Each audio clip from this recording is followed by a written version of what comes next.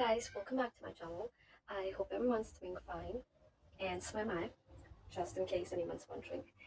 So this one is actually for the people who've ever been made feel like they're too sensitive, they're too much, or they felt like they were too unseen, and they were told to let things go, or downplay their feelings, or not to overthink it before they were even given an opportunity of being understood, or having to say, that actually hurt me and that was so not cool. And I'm having difficulty processing this. If you ever had to sit with your unanswered questions, this one is for you. So I've been thinking about this a lot lately, actually, about how much of our peace is actually real and how much of it is just silence that we have convinced ourselves is strength. Because I have put myself in positions where I've over explained something so small in so much detail just because I wanted to be understood. I have carried this need where I don't just want to be heard, I want to be understood at such a depth where most people don't even have the patience to reach. I, in order to do that, I would over explain myself so much that sometimes I forget that I don't need to justify my existence to anyone, and then I don't need to want the right to be seen. I already have it. I don't want to be heard on the surface. I want someone to understand the why behind it. I want someone to need to understand the why behind it in the same way that I need to know the why. But I know where it stems from. I know where it comes from. And maybe that's been my pattern, focusing on explanation, clarity, and connection as a way to avoid the harder question. You know, not why something happened, but what it truly means to me. I crave understanding. I want to be known. I want to be seen, and not as a role I play or the words I say, but who I really am. Over time, I have built this kind of skin where I wouldn't bleed every time something brushed through me, and for most part, I found peace in it. I found solitude, and I've learned to let go. I worked on all of it until recently. Until recently, something happened to me, and I realized maybe I'm not as at peace as I think I am. Maybe I've just been suppressing my nature and forcing stillness where I feel pain, where I actually feel pain. And that made me ask myself, am I really like healing or am I just silencing myself again? Because the truth is, I've put myself in this position many times where I won't speak up when someone hurts me.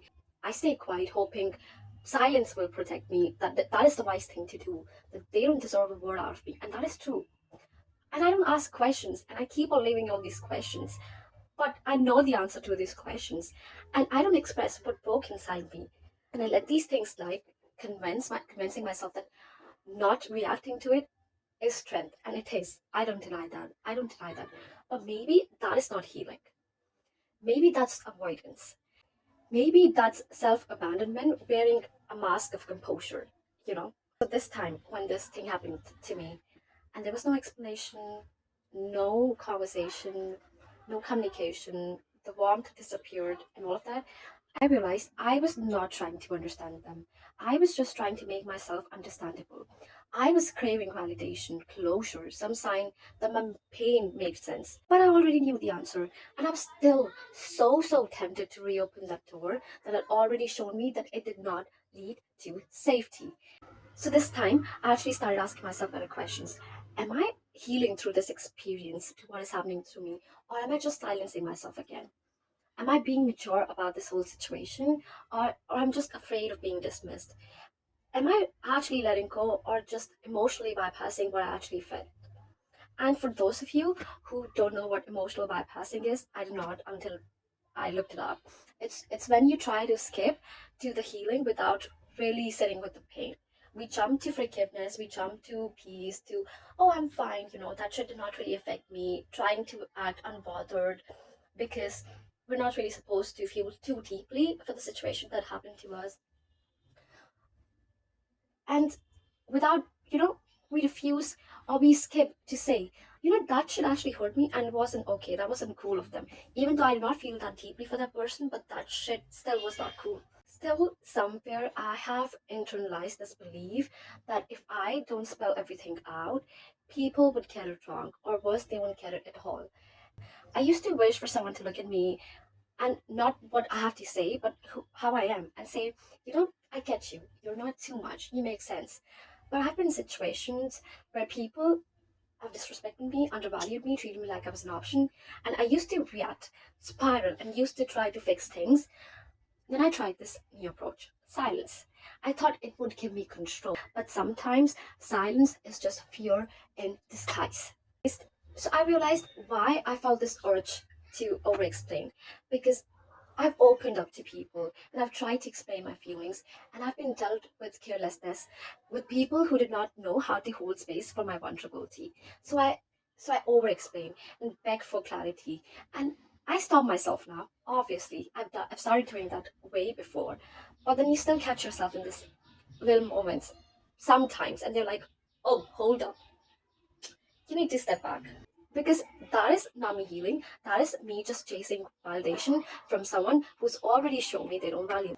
I've spent so much time giving disclaimers to people before I even speak, because not because I don't trust my truth, I stopped trusting that other people will understand me. And that kind of exhaustion, it's subtle, it's slow, it builds. It's like wearing a shoe half your size, and you don't notice the damage until you take it off and you feel relief. Sometimes we don't want closure.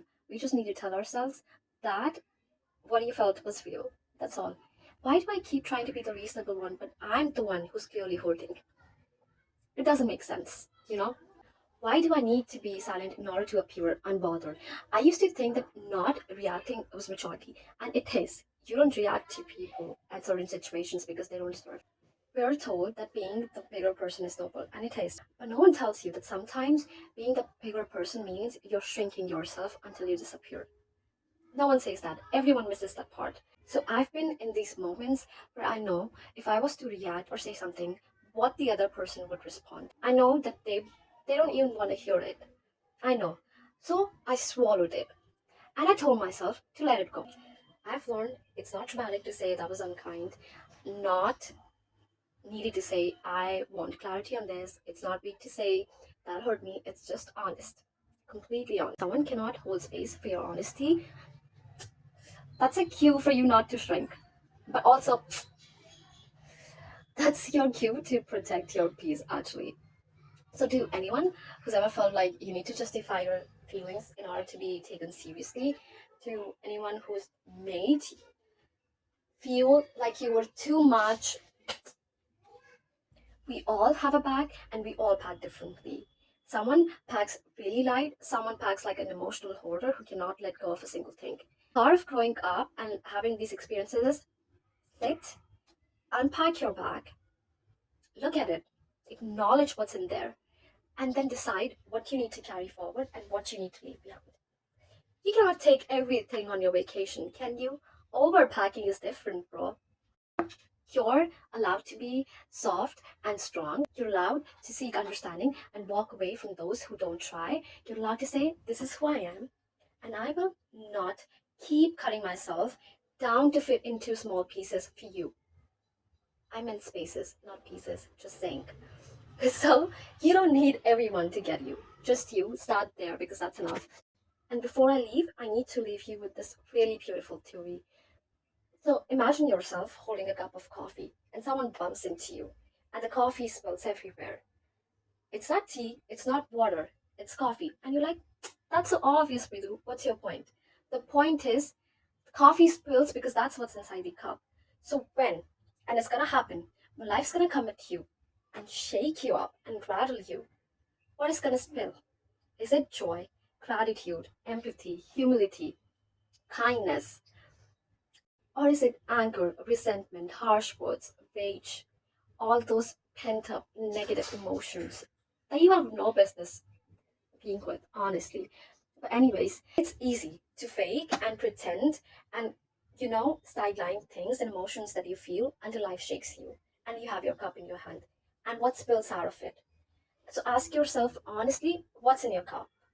Because you choose what you want to fill it with, and that is where your power lives. So make your cup really pretty, very aesthetic, very beautiful, very much like you. And if this resonated with you, no, you're not alone on this journey, because somewhere someone is healing from the same thing as you. They just need to know it's okay to feel this deeply. Until next time, be kind to yourself.